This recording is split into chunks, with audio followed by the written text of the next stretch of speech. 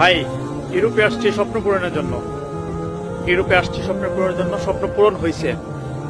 লক্ষ টাকা ইনকাম করি মাসে, ঠিক আছে, প্রতি মাসে লক্ষ টাকা ইনকাম করি। ইনশাল্লাহ একটা সময় আমার মানে এই ইউরোপের একটা সিটিজেনশিপ কার্ড পাবো, লাল পাসপোর্টও পেতে পারি, পাবো ইনশাল্লাহ।